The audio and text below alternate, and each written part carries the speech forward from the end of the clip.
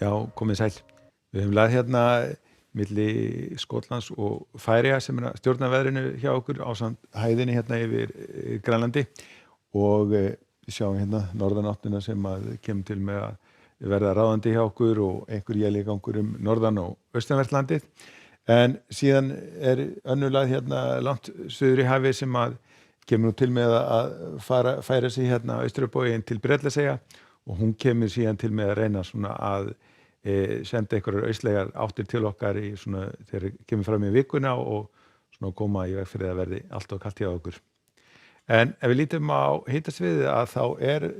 ansi kaldur loftmassinn hérna yfir landinu hjá okkur og frosttölur hafa verið að fara hérna undir 20 stig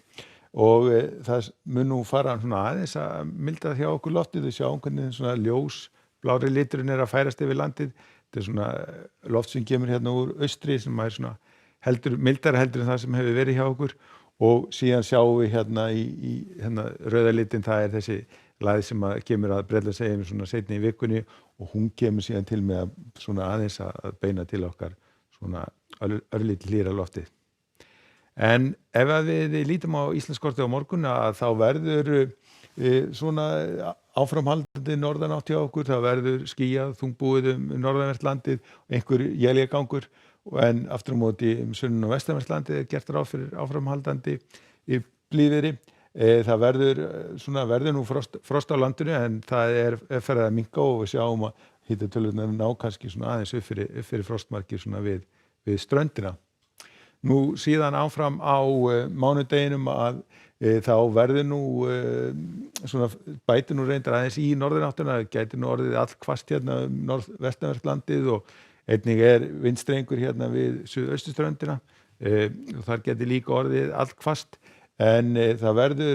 frostið verður svona einhvers staðar í kringum nullið hérna við suður- og vestströndina en kannski aðeins meiri hérna fyrir norðan og áfram verður einhver éljagangur landið norðan og austanvert. Nú síðan á þriðjudeginum að þá svona fer svona loft frá Grænlandi svona meira að ráðaferðinni hjá okkur það þýðir að það kólnar svona heldur í veðri hjá okkur, bætir aðeins í frostið og það verður líka meiri svona éljagangur landið norðanvert. Áfram mætti að verða bjart hérna sunnan og vestanvert landið og gæti orðið talsvert frost hérna í innsveitum á Suðvesturlandi þar sem að verða heiðskýrt. En síðan á þriðjudeginum eða á miðvikudeginum að þá fer svona vindur að snúast aðeins meira til austlægri átt og við fáum hérna loft sem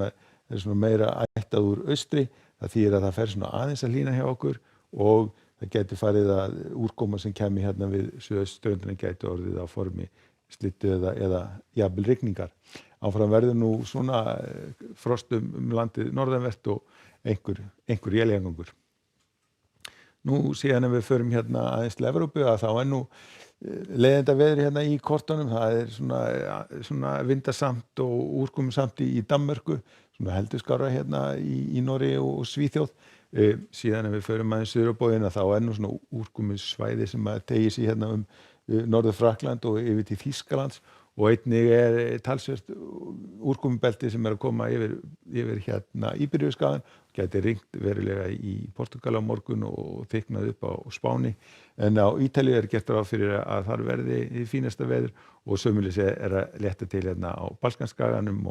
og hæsti hitinn gæti orðið 19 stig hérna í Aþenu á morgun. En við skulum fara hérna vestur haf. Það svona lagðin sem hefur verið að ganga hérna upp með austurströndin, hún er komin til Kanada og veldur væntanlega talsverðum vindi og snjókomu en háþrýstisvæði sem hefur verið yfir miðríkjunum svona að koma sér fyrir hérna yfir Flórídaskaganum og það ætti því að létta til og verða hið fínasta veður og einnig svona að létta til hérna í Austurríkjunum. Nú síðan spáð einhverju snjókomu hérna í Klettafjöllunum en svona við vesturströndina þá ætti nú að vera þokkalegasta veður nokkuð þurrt en þó nú læða nálgastu vestri og það verður farið að rigna í Seattle. En hjá morgun hjá okkur verður sem sagt áframhaldandi norðanátt, einhver éljagangur landið norðan og austanvert en bjartviðri landið sunnan og vestanvert. Við skulum segja þetta gott að vera í kvöld. Verið sæl.